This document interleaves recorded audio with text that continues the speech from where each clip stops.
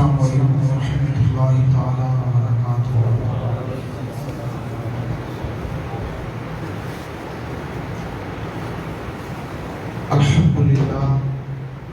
الحمد للہ رب العالمین والصلاة والسلام علی رسولہ الکریم، اما بعد، اعوذ باللہ من الشیطان الرجیم، بسم اللہ الرحمن الرحیم۔ قل لا اسألکم علیہ اجرا الا المودۃ فی القربى، آمنت باللہ صدق اللہ المولانا العظیم۔ معزز محترم حاضرین مجلس، آئیے سب سے پہلے بارگاہ رسالت محمد صلی اللہ علیہ وسلم میں درود پاک کا نذرانہ پیش کرنے۔ اللہم صلی علی سیدنا مولانا محمد وعلی سیدنا مولانا محمد وبارک وسلم، صلو علیہ صلاۃ و سلام علیک یا رسول اللہ صلی اللہ علیہ وسلم۔ چونکہ آج کی یہ ہماری 8ویں محفل ہے اور انشاءاللہ آج ایک مختصر اہل بیت اطہار کے حوالے سے کچھ باتیں آپ کے گوش گزار کر کے کل سے انشاءاللہ واقعہ کربلا کی طرف ہم پڑھیں گے اور ایک تفصیلی نظر ہم واقعہ کربلا پر ڈالیں گے انشاءاللہ۔ یہ ہمارا 2-3 دن کا ایک شیڈول رہے گا، اللہ پاک اپنی بارگاہ میں قبول فرمائے۔ چونکہ کل جمعہ کی نماز سے قبل بیان میں اہل بیت کے حوالے سے، حضور کے خاندان کے حوالے سے کچھ باتیں عرض ہوئی تھی۔ خیر وہ ایک اہل بیت کا مقام، حضور کے گھرانے کا مقام، مرتبہ کتنا بڑا ہے، وہ باتیں کل ذکر کی گئی تھی۔ چونکہ دیوبندی وہابی یہ لوگ نماز کا نعرہ دے کر کے حضور کی گستاخیاں کرتے ہیں۔ بظاہر تو بہت اچھا نعرہ ہے کہ نماز پڑھیں، دین سیکھیں، دین کی طرف آئیں، لیکن اس نعرے کے پیچھے بھی بہت بڑا پروپیگنڈا ہے۔ پھر کہا جاتا ہے کہ حضور کو علم غیب نہیں ہے، حضور مالک کے مختار نہیں ہے، بے شمار باتیں اس کی آڑ میں کی جاتی ہیں۔ اسی طرح کچھ وہ بھی لوگ ہیں جو اہل بیت کی محبت کا نعرہ دے کر کے صحابہ کرام کی گستاخیاں بھی کرتے ہیں اور صحابہ کرام پر لعن طعن بھی کرتے ہیں اور صحابہ کرام کو برا بھلا بھی کہتے ہیں۔ تو آج کی اس پاکیزہ گفتگو کے اندر ہم وہ بات ثابت کریں گے کہ اہل بیت اطہار کا مقام اور مرتبہ صحابہ کی نظر میں کیا تھا اور حضور کے خاندان کی نظر میں صحابہ کا مقام کیا تھا۔ یہ دو چیزیں ہیں اور بڑے کرنٹ ایشوز ہیں یہ کہ حضور کے خاندان کا مقام اور مرتبہ، حضور کے گھر والوں کا مرتبہ صحابہ کی نظر میں کیا تھا اور صحابہ کا مرتبہ حضور کے گھر والوں کی نظر میں کیا تھا۔ یہ صرف دو باتیں ہیں۔ ایک چیز تو یاد رکھیں، یہ آپ کو ایک تمہید کے طور پر کہ حضور کے گھر والوں سے محبت، اہل بیت سے عقیدت، اہل بیت سے پیار، حضور کے خاندان سے عقیدت رکھنا، یہ ایمان کا حصہ ہے، یہ ضروریات دین میں سے ہے۔ کسی انسان کے دل میں اگر حضور کے گھر کی محبت نہیں ہے، اگر سب کچھ ہے تو وہ سب کچھ ہو سکتا ہے پر کامل مومن نہیں ہو سکتا، کامل مومن نہیں ہو سکتا۔ اسی طرح جس کے دل میں سب کچھ ہے، اگر صحابہ کا پیار نہیں ہے تو کچھ بھی نہیں ہے، صحابہ کی محبت نہیں ہے تو ایمان بھی مکمل نہیں ہے۔ اور سارے صحابہ میں ابو بکر صدیق کی تو صحابیت ایسی ہے کہ اگر انکار کر دے تو انسان گمراہ چھوڑے ڈائریکٹ کافر ہو جاتا ہے۔ اس لیے کہ ابو بکر صدیق کی جو صحابیت ہے وہ قرآن سے ثابت ہے، باقی کسی صحابی کی صحابیت قرآن سے ثابت نہیں ہے۔ ابو بکر صدیق کو اللہ رب العزت نے لفظ صحابی سے قرآن میں بیان کیا ہے۔ تو جس کے دل میں اہل بیت کی، حضور کے گھرانے کی اگر محبت نہیں ہے تو پھر وہ کامل مومن نہیں ہے۔ حضور کے گھر سے پیار کرنا، حضور کے خاندان سے محبت کرنا، یہ ایمان کا حصہ ہے، ضروریات دین میں سے ہے، اور انسان کے کامل مومن ہونے کی یہ نشانی ہے۔ کامل مومن ہونے کی نشانی ہے حضور کے گھر سے محبت کرنا۔ اور یہ ظاہر سی بات ہے کہ کامل مومن ہونے کی نشانی حضور کے گھر والوں سے پیار کرنا، اور پھر انسان کے ایمان کا سب سے بڑا خطرہ وہاں آ کر کے لاحق ہوتا ہے جب حضور کے گھر والوں سے انسان بغض رکھنا شروع کر دیتا ہے، دشمنی رکھنا شروع کر دیتا ہے۔ حضور نے فرمایا ہے کہ علی کی محبت ایمان کی نشانی ہے، علی کا بغض نفاق کی نشانی ہے۔ آقا کریم صلی اللہ تعالی علیہ وسلم کی حدیث پاک بھی ہے۔ تو انسان حضور کے گھر والوں سے محبت کرے، حضور کے خاندان سے محبت کرے، حضور کے صحابہ سے محبت کرے، اہل بیت اطہار سے محبت کرے، تاجدار کائنات صلی اللہ تعالی علیہ وسلم کی محبت کما حق کہو اس وقت انسان کے دل میں مکمل طریقے سے رچ بس سکتی ہے جب حضور کے خاندان کی محبت انسان کے دل کے اندر۔ ترمذی شریف کی حدیث پاک ہے، اور ترمذی جو کتاب ہے نا وہ صحاح ستہ میں سے ہے، جو مشہور کتابیں ہیں، صحیح کتابیں 6 کتابیں ہیں، ان میں سے ترمذی شریف کا نام بھی اسی صحاح ستہ میں شمار کیا جاتا ہے، جبکہ بخاری شریف کا مرتبہ اپنی جگہ، مسلم شریف کا مرتبہ اپنی جگہ، ترمذی شریف کا مرتبہ اتنا بڑا ہے۔ بزرگان دین فرماتے ہیں کہ گویا ترمذی کو پڑھنا اور رسول اللہ سے باتیں کرنا دونوں برابر ہیں، اتنا بڑا مقام ترمذی شریف کا ہے۔ ترمذی شریف کی روایت ہے اور بڑی معتبر اور صحیح حدیث، حضور کی بارگاہ میں ایک جنازہ لایا گیا، آقا کونین صلی اللہ تعالی علیہ وسلم سے صحابہ نے عرض کے سرکار جنازہ پڑھا دیں۔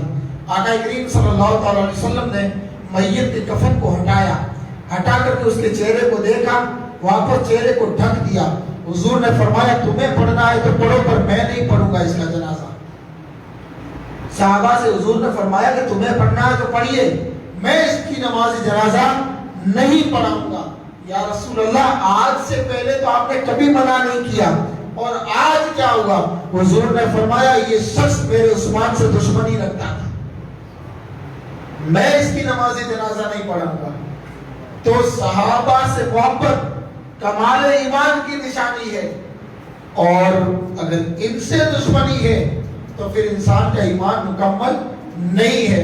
انسان کامل مومن ہے نا، کامل مومن اس صورت میں بنتا ہے جب انسان حضور سے بھی محبت کرے اور ان چیزوں سے بھی محبت کرے جس سے حضور نے محبت کی ہے۔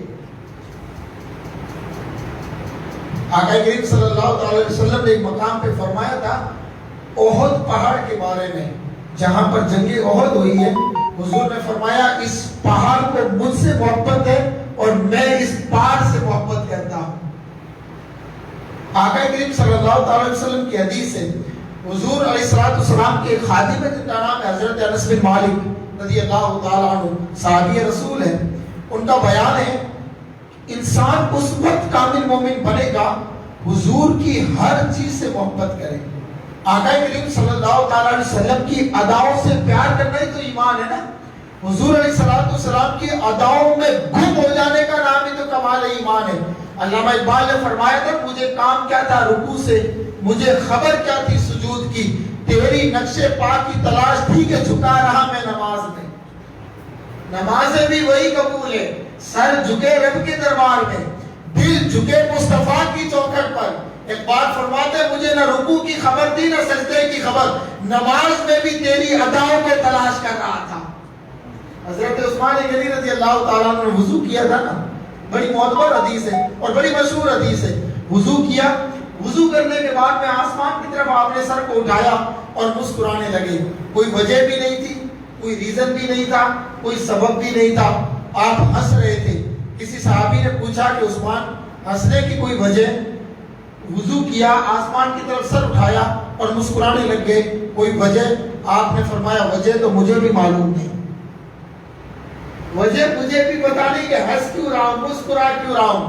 تو کہا پھر یہ نیا انداز کہ بس اس جگہ پہ رسول اللہ کو دیکھا تھا، آپ نے وضو فرمایا، وضو فرمانے کے بعد میں ہمارے آقا نے چہرہ انور آسمان کی طرف کیا، حضور کے لبوں پہ مسکراہٹ آئی تھی، بس ادائے یار کو زندہ کر رہا ہوں، حضور کی ادا کو زندہ کر رہا ہوں۔ حضرت عبداللہ بن عمر رضی اللہ تعالیٰ عنہ جب جنگل میں جاتے تھے یا کوئی ایسے راستے سے آپ کا گزر ہوتا تھا جس درخت کے نیچے رسول اللہ نے آرام فرمایا ہو، حضور نے قیام کیا ہو، تو انہیں پانی دیا کرتے تھے۔ کہا عبداللہ جنگل میں درختوں کو پانی دینے کی وجہ کیا؟ کہا کہ اس جگہ پر کبھی میرے نبی نے آرام فرمایا، حضور نے کبھی یہاں قیام فرمایا، بس ان درختوں کو پانی دے کر کے ہرا رکھنا چاہتا ہوں تاکہ میرے نبی کی یاد تازہ رہے۔ صحابہ کا طریقہ دیکھیں، ادائے یار میں گم ہو جانا ہی تو ایمان ہے نا۔ ایک صحابی تھے، ایسے علاقے میں پہنچے جہاں پر دسترخوان پر گرا ہوا کھانا کھانے کو مکروہ سمجھا کرتے تھے، جبکہ حکم بھی ہے شریعت کا کہ دسترخوان بچھایا کیوں جاتا ہے کہ بھی اس پہ کوئی اگر دانا گر گیا آپ کھا لیں، اور دسترخوان پر گرے ہوئے کھانا کھانے کی بڑی فضیلت بھی ہے، اللہ پاک اسے نیک اولاد عطا کرتا ہے اور اولاد نرینہ عطا کرتا ہے، بڑی فضیلت آئی ہے۔ تو وہ صحابی بیٹھے تھے، غالباً ابو ہریرہ تھے یا کوئی اور صحابی تھے، مجھے نام کے بارے میں ڈاؤٹ ہو رہا ہے۔ تو آپ نے دسترخوان پر جیسے کوئی دانا گرا آپ نے اٹھایا اور کھا لیا، تو ساتھ میں لوگ بیٹھے تھے کہ حضور یہاں پر گرا ہوا کھانا کھانے کو ایک مکروہ اور ناپسند سمجھا جاتا ہے۔ آپ نے فرمایا کہ لوگوں کے ناپسند سمجھنے سے میں مصطفیٰ کی سنت کو کبھی نہیں چھوڑ سکتا۔ حضور نے فرمایا کہ تم کامل مومن اس وقت ہوں گے کہ لوگ تمہیں دور سے دیکھ کر کے پاگل یا دیوانہ نہ کہتے۔ انسان کا ایمان ہی کامل اس وقت ہوگا، انسان مکمل ایمان والا اس وقت ہوگا۔ اعلیٰ حضرت علی رحمت الرضوان نے بھی بڑا عقیدہ دیا ہے، اللہ کی سطح پر قدم شان ہے یہ، انسان نہیں وہ انسان ہے یہ۔ قرآن تو بتاتا ہے ایمان انہیں، ایمان یہ کہتا ہے میری جان ہے یہ۔ حضور سے محبت کرنا ہی تو کمال ایمان ہے نا، حضور علیہ السلام سے پیار کرنا ہی کامل ایمان مومن ہونے کی نشانی ہے۔ اور صرف حضور سے نہیں، پھر حضور سے خاندان سے کرنا، پھر صحابہ سے کرنا، پھر ان چیزوں سے بھی محبت کرنا جس سے حضور نے پیار کیا ہے۔ حضرت عمر نے حج کے موقع پر حجر اسود کو چوما تھا، وہ ایک پتھر ہے نا، کعبے میں نصب ہے، جنتی پتھر ہے۔ حضرت عمر نے فرمایا کہ پتھر میں اس لیے نہیں چوم رہا ہوں کہ تو کعبے میں نصب ہے، اس لیے بھی نہیں چوم رہا ہوں کہ تو جنتی پتھر ہے، صرف چوم اس لیے رہا ہوں کہ میرے مصطفیٰ نے چوما ہے۔ اگر حضور نہ چومتے تو میں بھی تجھے نہیں چومتا، میں تو تجھے صرف جو محبت ہے اور پیار جو دے رہا ہوں صرف مصطفیٰ کی وجہ سے۔ اللہ اکبر، یہ کامل مومن ہونے کی نشانی ہے یار۔ انسان سمجھے اس چیز کو، انسان کامل مومن کب ہو سکتا ہے؟ ہم تو فارمیلٹی پوری کرتے ہیں نا، ہمارے یہاں کمال تو ختم ہو گئے، ایک فارمیلٹی ہے، بالکل ایک رسم ہے ایمان کی کہ ایمان ہے ہمارے پاس، باقی جو واقعی میں ایمان کا جو کمال ہونا چاہیے وہ اس دور میں ختم ہو چکا ہے۔ علامہ اقبال نے فرمایا تھا رہ گئی رسم ازاں روح بلالی نہ رہی، فلسفہ رہ گیا تلقین غزالی نہ رہی، کہ ایک اذان کی رسم ہے کہ 5 وقتہ ہو رہی ہے، لیکن اس اذان کے اندر جو حضرت بلال کی روح تھی وہ ختم ہو چکی ہے۔ حضرت ابوبکر صدیق کے صاحبزادے عبد الرحمن جب اسلام لے کر کے آئے اور مشرف با اسلام ہوئے تو باپ بیٹوں کے بیچ میں گفتگو چلی۔ عبد الرحمن نے عرض کیا کہ حضور اپنے والد سے جنگ بدر کا وہ واقعہ یاد کریں، آپ رسول اللہ کے سپاہی تھے، میں ابو جہل کا نمائندہ تھا، گردن آپ کی تھی تلوار میری تھی، اگر میں چاہتا تو کاٹ دیتا، پر والد کی محبت غالب آئی اور میری تلوار رک گئی، کاٹ نہ سکی۔ ابو بکر صدیق نے فرمایا وہ تیری تلوار تھی جو باپ کی محبت میں رک گئی، کاش اس وقت تیری گردن میری تلوار ہوتی، بیٹا نہیں میرے نبی کا دشمن سمجھ کر کے قتل کر دیتا۔ ایمان کتنا مضبوط تھا، ایمان کتنا مضبوط تھا۔ اللہ اکبر. حضرت بلال حبشی کو کتنا ستایا جا رہا تھا, لیکن پھر کمال ایمان دیکھیں آپ, کمال ایمان دیکھیں. ریت پہ بھی گھسیٹا گیا اور طرح طرح کی تکلیفیں دی گئی, لیکن بس ایک ہی زبان پہ کلمہ تھا, ایک ہی زبان پہ صدا تھی کہ بس جس کے ہاتھوں میں بک چکے ہیں نا, اب بک چکے ہیں, وہ رسول کے ہاتھوں پہ تھی. حضرت عمر نے کتنی اپنی بہن کو تکلیفیں دی, لیکن آخر میں یہی جملہ تھا کہ عمر, جس ماں کا دودھ تو نہ پیا اس کا ہی میں نے پیا ہے. یہ وہ نشہ تھوڑی جس کو تو اتار دے. غلامی رسول کا پٹا دنیا میں اب ڈالا ہے, حشر تک کوئی اتار نہیں سکتا. کمال ایمان, ایمان کی پختگی دیکھیں, ایمان کی حلاوت, اور پھر ایمان کا کمال دیکھیں. ایمان مضبوط کتنا تھا ہمارے بزرگوں کا. چلے آقا کریم صلی اللہ علیہ وسلم سے بھی محبت کرنا اور حضور کی ہر پسندیدہ چیز سے محبت کرنا, انسان کا ایمان مکمل ہوتا ہے. حضرت انس بیان کرتے ہیں کہ مجھے ایک کدو سے بڑی دشمنی تھی. کبھی گھر میں سبزی بن بھی جاتی تھی تب کہہ دیتا تھا بھوک نہیں ہے. کچھ ایسی سبزیاں بھی ہوتی ہیں نا, سامنے آنے سے بھوک مٹ جایا کرتی ہے. جیسے مجھے بھنڈی سے دشمنی ہے, سامنے آئی بھوک ختم میری. یہ ہر ایک انسان کا رہتا ہے بالکل. اس وقت آسمان پہ پارا چڑھ جاتا ہے جس دن بھنڈی گھر میں بن جاتی ہے. تو ہر ایک انسان کے رہتا ہے نا کچھ نہ کچھ. تو یہ صرف میں آپ کو ریلیکس کرنے کے لیے بات کر رہا ہوں. حضرت انس بیان کرتے ہیں کہ کدو سے بڑی نفرت تھی. گھر میں بن جاتا تھا تو بھوک ختم ہو جاتی تھی. لیکن ایک درزی نے حضور کو دعوت کی, گوشت بھی تھا اور وتھ کدو, دونوں چیزیں تھی.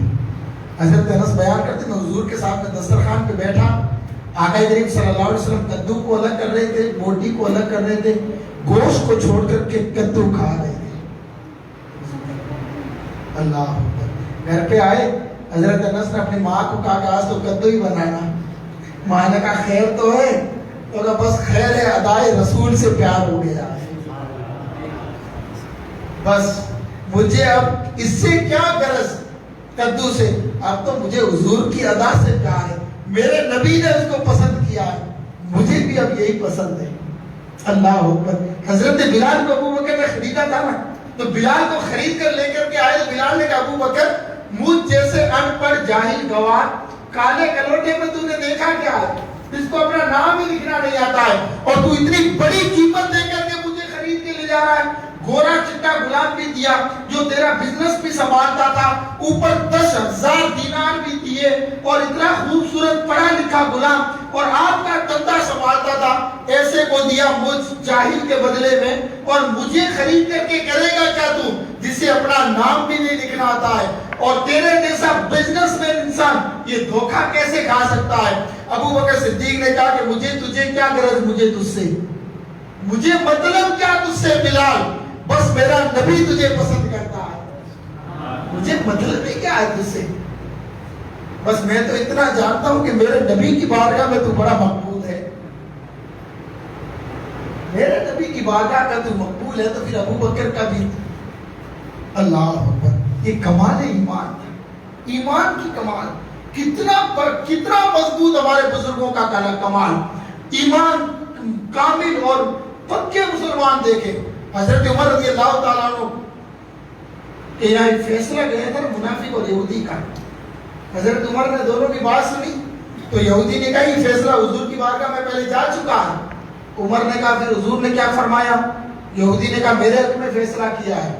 حضرت عمر گھر میں داخل ہوئے, تلوار لے کر کے آئے, سر تن سے جدا کر دیا. اللہ اکبر. حضور کی بارگاہ میں مقدمہ درج ہوا. حضور نے فرمایا عمر کیسا بھی تھا, ظاہر میں تو کلمہ پڑھتا تھا, تو نے اس کو مار کیوں دیا؟ یا رسول اللہ آپسی معاملات میں اگر آپ کے فیصلے کو اگر قبول یا منظور نہ کرتے ہیں وہ کچھ بھی ہو سکتا ہے, مومن نہیں ہو سکتا. عمر تو اس کو مارنے کے لیے تیار نہیں ہے. کمال دیکھیں. تو انسان جو ہے نا کامل مومن اس وقت ہو سکتا ہے جب حضور سے بھی پیار کرے, آقا کونین صلی اللہ تعالیٰ علیہ وسلم کے خاندان سے بھی محبت کرے, حضور کی ہر ادا سے محبت کرے. آج آپ دیکھ لیں ڈبل رویہ ہے لوگوں کا، حسین سے بھی پیار ہے، رویہ یزید کا چل رہا ہے کیا یہ؟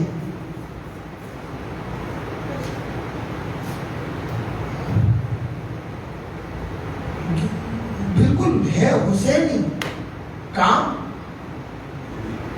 اور کیا، کربلا میں دونوں چیزیں تھی نا، ڈھول بھی تھے اور نماز بھی تھی۔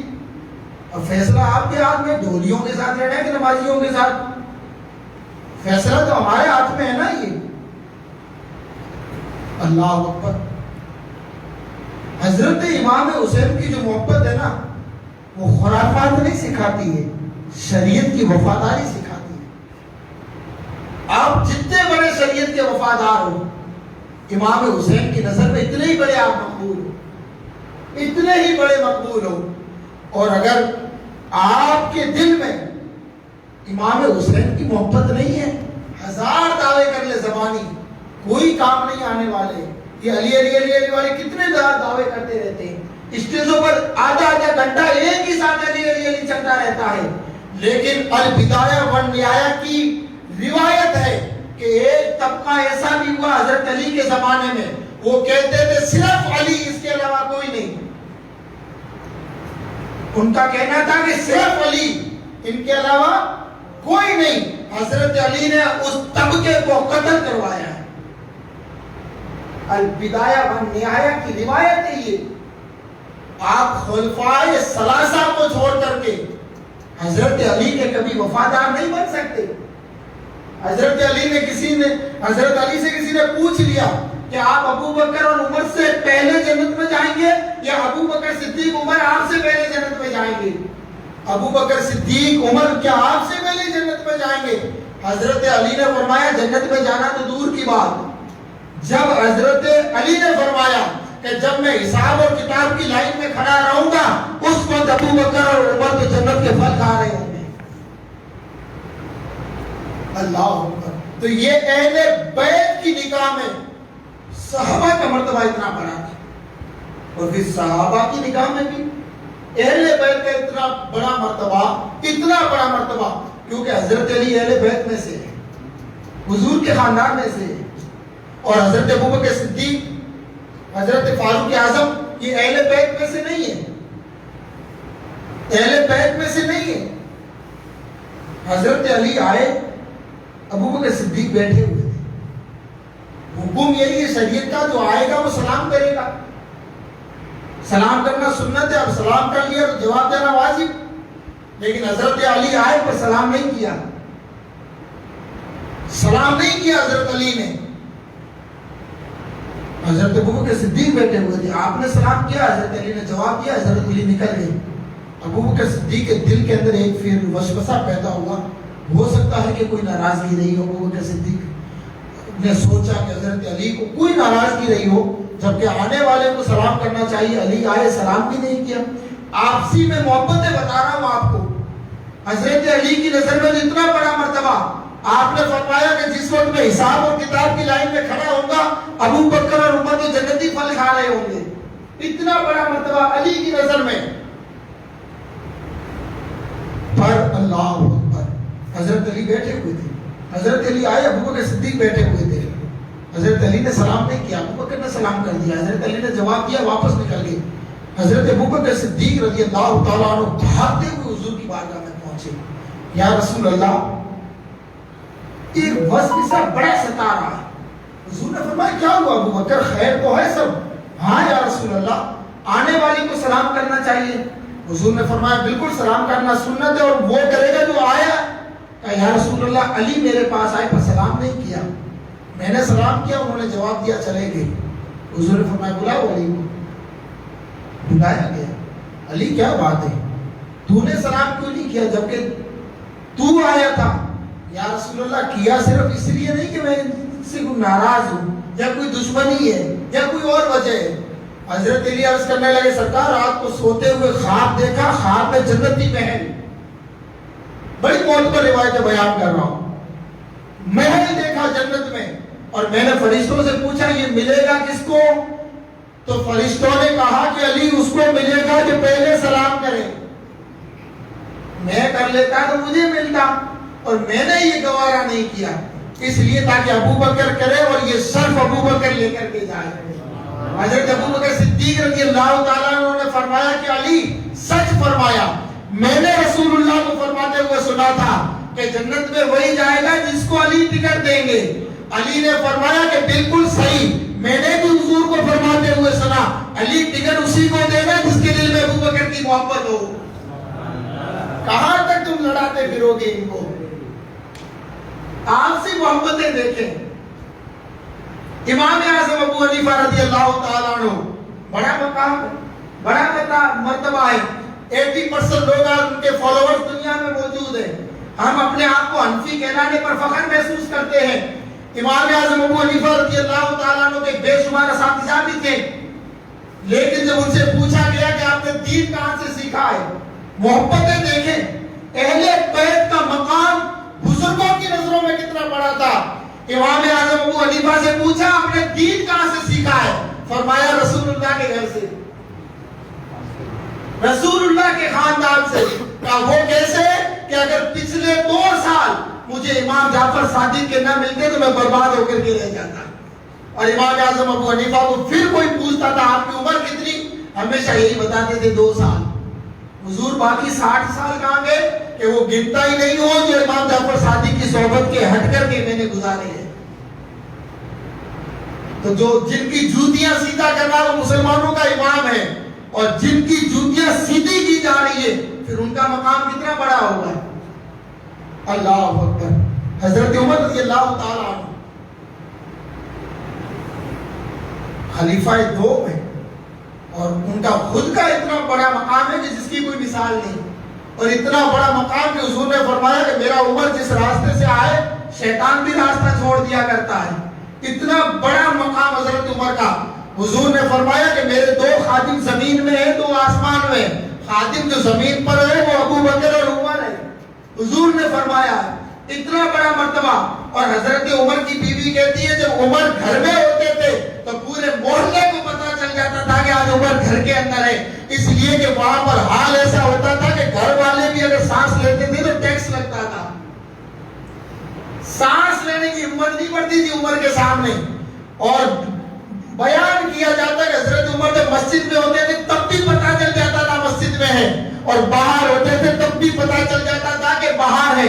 لوگ ذکر بھی کرتے تھے تو عمر کا چہرہ دیکھ کے کرتے تھے۔